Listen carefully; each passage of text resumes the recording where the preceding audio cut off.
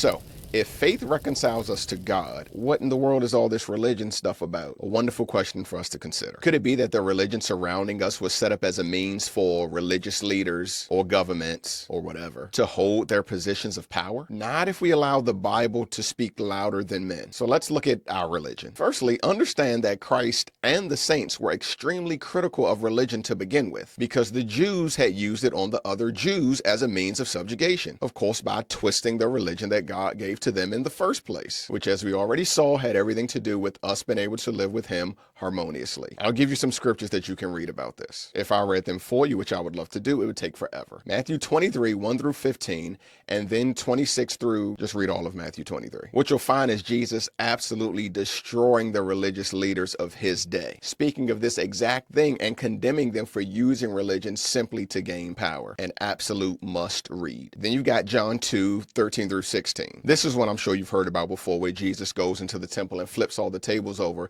because the people were using the temple as a currency exchange. Don't you kind of wish he could come back and just do that again today? Just come back for a second and just flip some. Just saying, I wouldn't be mad. Jesus in no way, as the example, believed in using religion to prey on the weak. His followers followed in his footsteps. Romans 14 is also very recommended reading as far as this point goes. Focus on verses 1 through 6 and then 22 and 23. So knowing their critical nature of religion, where does this religion based on rules come from? Most of the rules you'll find associated with religion don't even come from the Bible expressly, but from men's interpretations of the Bible. That's always a dangerous thing. Again, I'm not defending people's interpretations. So the things that the Bible actually says to the saints that we could call religion, what is the nature of those? Just like with the Hebrews, it is completely about purpose and our role in this life and the next. We are to be ambassadors here, representatives of God and his kingdom. Therefore, we follow a religion in such a way that will please God and edify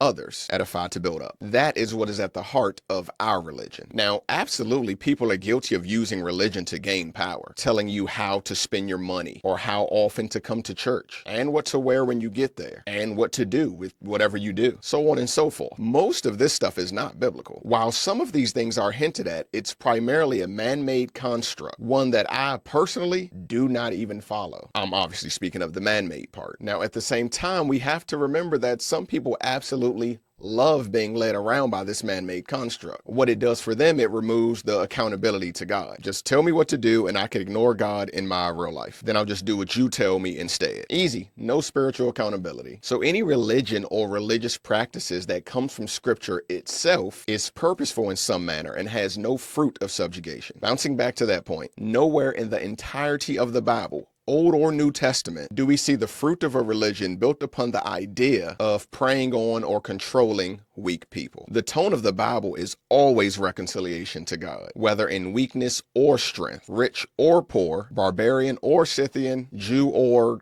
not Jew, Greek. The call is the same for everybody. Whether the Israelites were going through a season where they were kings or slaves, the message never changes, nor were they ever encouraged to submit to men in such a way that would make them pray. In order for someone to use the Bible to prey on weak or unlearned people, they would honestly have to read it with whiteout on hand. Seriously. And lots of it, by the way. Just as the slave owner to a slave who couldn't read for themselves, or the ancient Roman Catholic priest to his parishioners reading in a language that none of them even knew. Of course, when you do that, you can tell somebody whatever you want, tell them God said this, and if they trust you, they'll believe it. Neither religion, faith, nor God can take the blame for that. People are wicked. So what do we conclude? Yes and no. I have a lot of yes and no answers because most things are multifaceted. It's not really fair to just say yes or no most of the time. But anyway, what I mean is, of course, people use religion to prey on the weak, but true religion was not built for this purpose. Because of its inherent power, it was taken by corrupt men and used as a tool to subjugate people. And yes, of course, it's still being used this way today